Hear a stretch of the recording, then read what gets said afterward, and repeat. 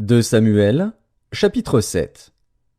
Lorsque le roi habita dans sa maison, et que l'Éternel lui eut donné du repos, après l'avoir délivré de tous les ennemis qui l'entouraient, il dit à Nathan le prophète, « Vois donc, j'habite dans une maison de cèdre, et l'arche de Dieu habite au milieu d'une tente. » Nathan répondit au roi, « Va, fais tout ce que tu as dans le cœur, car l'Éternel est avec toi. » La nuit suivante, la parole de l'Éternel fut adressée à Nathan. « Va dire à mon serviteur David, ainsi parle l'Éternel, est-ce toi qui me bâtirais une maison pour que j'en fasse ma demeure? Mais je n'ai point habité dans une maison depuis le jour où j'ai fait monter les enfants d'Israël hors d'Égypte jusqu'à ce jour. J'ai voyagé sous une tente et dans un tabernacle. Partout où j'ai marché avec tous les enfants d'Israël, ai-je dit un mot à quelqu'une des tribus d'Israël à qui j'avais ordonné de paître mon peuple d'Israël? Ai-je dit, pourquoi ne me bâtissez-vous pas une maison de cèdre? Maintenant tu diras à mon serviteur David, ainsi parle l'Éternel des armées, je t'ai pris au pâturage, derrière les brebis, pour que tu fusses chef sur mon peuple, sur Israël. J'ai été avec toi partout où tu as marché. J'ai exterminé tous tes ennemis devant toi, et j'ai rendu ton nom grand comme le nom des grands qui sont sur la terre. J'ai donné une demeure à mon peuple, à Israël, et je l'ai planté pour qu'il y soit fixé et ne soit plus agité, pour que les méchants ne l'oppriment plus comme auparavant, et comme à l'époque où j'avais établi des juges sur mon peuple d'Israël. Je t'ai accordé du repos en te délivrant de tous tes ennemis. Et l'Éternel t'annonce qu'il te créera une maison.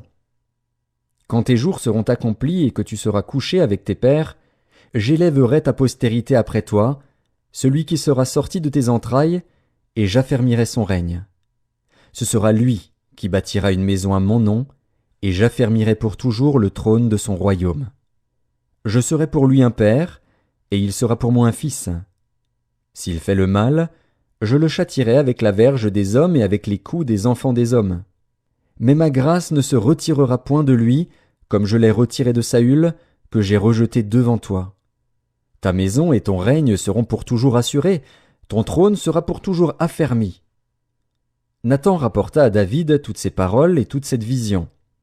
Et le roi David alla se présenter devant l'Éternel, et dit, « Qui suis-je, Seigneur éternel? Et quelle est ma maison, pour que tu m'aies fait parvenir où je suis? C'est encore peu de choses à tes yeux, Seigneur éternel. Tu parles aussi de la maison de ton serviteur pour les temps à venir, et tu daignes instruire un homme de ces choses, Seigneur éternel. Que pourrait te dire de plus David? Tu connais ton serviteur, Seigneur éternel. À cause de ta parole, et selon ton cœur, tu as fait toutes ces grandes choses pour les révéler à ton serviteur. Que tu es donc grand, éternel Dieu, car nul n'est semblable à toi, et il n'y a point d'autre Dieu que toi, d'après tout ce que nous avons entendu de nos oreilles. Est-il sur la terre une seule nation qui soit comme ton peuple, comme Israël, que Dieu est venu racheter pour en former son peuple, pour se faire un nom et pour accomplir en sa faveur, en faveur de ton pays, des miracles et des prodiges, en chassant devant ton peuple, que tu as racheté d'Égypte, des nations et leurs dieux? Tu as affermi ton peuple d'Israël, pour qu'il fût ton peuple à toujours. Et toi, Éternel, tu es devenu son Dieu.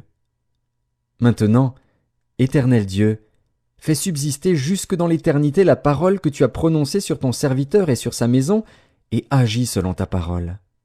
Que ton nom soit jamais glorifié, et que l'on dise « L'Éternel des armées est le Dieu d'Israël », et que la maison de ton serviteur David soit affermie devant toi. Car toi-même, Éternel des armées, Dieu d'Israël, tu t'es révélé à ton serviteur en disant « Je te fonderai une maison ». C'est pourquoi ton serviteur a pris courage pour t'adresser cette prière. Maintenant, Seigneur éternel, tu es Dieu, et tes paroles sont vérité, et tu as annoncé cette grâce à ton serviteur. Veuille donc bénir la maison de ton serviteur, afin qu'elle subsiste à toujours devant toi. Car c'est toi, Seigneur éternel, qui as parlé, et par ta bénédiction la maison de ton serviteur sera bénie éternellement.